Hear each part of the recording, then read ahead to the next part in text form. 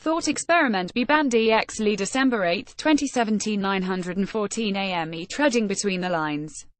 Dominic Reuter reading between the lines.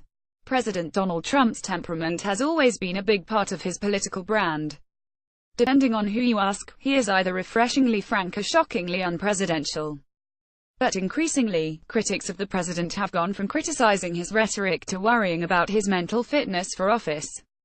His critics now include mental health professionals after several news stories, as well as the president's own tweets, reveal Trump continues to believe in several thoroughly debunked conspiracy theories. At no other time in U.S. history has a group of mental health professionals been so collectively concerned about a sitting president.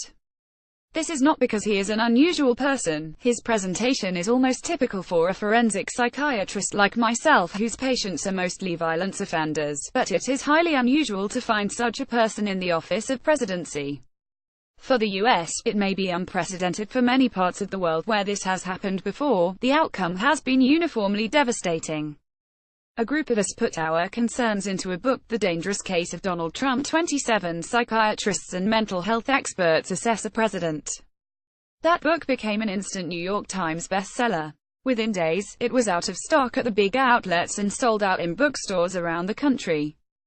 One of the nation's largest publishers could not keep up with the demand for weeks. Clearly, our concerns were resonating with the public. Diagnosing Donald Thomas Dunn books. Anyway or another, the consequences of Trump's presidency are affecting pretty much all of us. Much of this has to do with his effects on our own mental health. For one, Americans are exhausted. The 247 news cycle may be part of the reason why, but there's potentially another explanation. Pathology is confusing to the healthy. There is a reason why staying in close quarters with a person suffering from mental illness usually induces what is called a shared psychosis. Vulnerable or weakened individuals are more likely to succumb, and when their own mental health is compromised, they may develop an irresistible attraction to pathology, destruction, and even death of self or others. The resulting harm is how we tell illness from health. Politics has nothing to do with medicine, which is why a liberal health professional would not ignore a kidney stone in a patient just because he is Republican. Similarly, health professionals would not call our cancer something else because it is afflicting the president. When signs of illness become apparent, it is natural for the physician to recommend an exam. But when the ailment goes so far as to affect an individual's ability to perform his duty, and in some cases risks harm to the public as a result, then the health professional has a duty to sound the alarm. Human beings are an enviably adaptable species.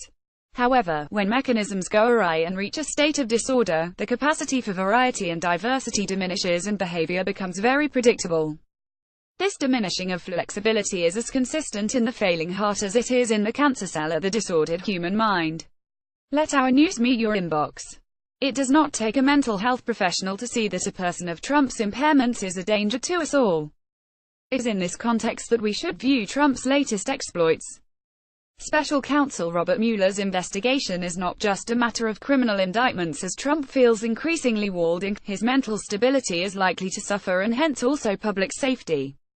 Mental impairment and criminal-mindedness are not mutually exclusive. Not only can they happen at the same time, when combined, these two characteristics become particularly dangerous. Trump has shown marked signs of impairment and psychological disability under ordinary circumstances, hardly able to cope with basic criticism or unflattering news. Presumably, additional stressor will make his condition worse. So far the signs have been almost too predictable. It does not take a mental health professional to see that a person of Trump's impairments, in the office of the presidency, is a danger to us all. What mental health experts can offer is affirmation that these signs are real, that they may be worse than the public suspects, and that the patterns indicate the need for an urgent evaluation. Simply trying to contain him or asking him to get over them will not work. Simply put, Trump has already exceeded our usual threshold for evaluation. Just some of the signs that have raised red flags include verbal aggressiveness, boasting about sexual assaults, inciting violence in others, an attraction to violence and powerful weapons, and the taunting of hostile nations with nuclear power. Specific traits that are highly associated with violence include impulsivity, recklessness, paranoia, a loose grip on reality and poor understanding of consequences, a lack of empathy and belligerence toward others, rage reactions and a constant need to demonstrate power.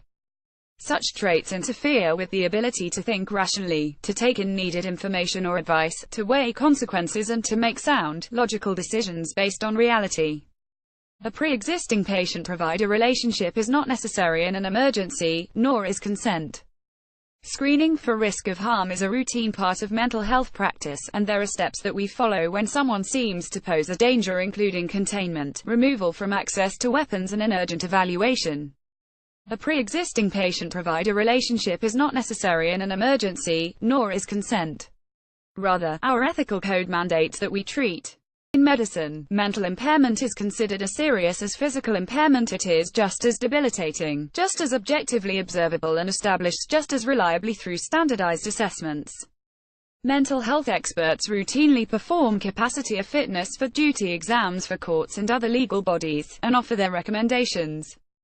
The rest is up to the courts or, in this case, up to the body politic to decide. As has been made clear by his actions repeatedly, our current president believes that he is special. He is free to obstruct justice when deems it necessary. He can lie without consequences. He does not need to worry about potential consequences. But medicine is an equalizer, and the president may find soon that he cannot outrun his own condition.